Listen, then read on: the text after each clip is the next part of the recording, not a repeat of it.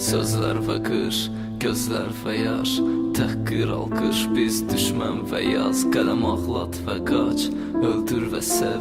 Sənsiz dözməzsən sən ailə və ev. Qaytarması heç artıq ayrılmaq geç.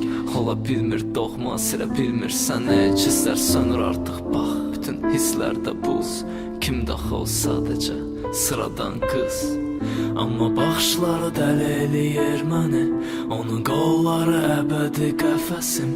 Məni öldür ya götür bu dərdləri, bu mu sevgi, mən tanımıram hissləri. Sözlərmi sərt yoxsa hisslərdə səd, mən səndə artıq qoymayacam sərhəd.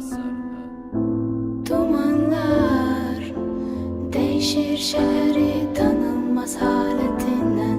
Küleyler reks edir hislerimizin hayaletinden.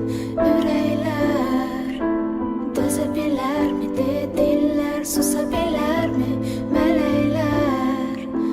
Yaralı kanadı çırpıp uçabilir mi? Günlərlə qəm, mən sənsiz kiməm? Sənə yazdığım sətirlərdə tapdım vətən. Sən burada özgə, mən sənsiz kölgə. Mən sənsiz buz baxışlı daş bir heykəl. Çıxart dərini, mənə çılpaq ruhunu göstər. Məni məhv edir bu uzun səssizlik, məni yandır buz ürəyimə ver isti.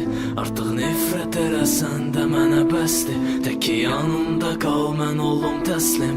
Bu otaqlarda yox artıq divarlar, acı xatirələr ürəyə toz bağlar. Baxışlar qalır, uzaqlaşır ayaqlar, ruhlar qucaqlaşır, uzaqlaşır ayaqlar. Pərdələr aç, təkcə çılpaq həqiqət, aramızda yox artıq sərhəd. Dumanlar değişir şehri tanınmaz haletinden. Küleyler reks edir hislerimizin hayaletinden.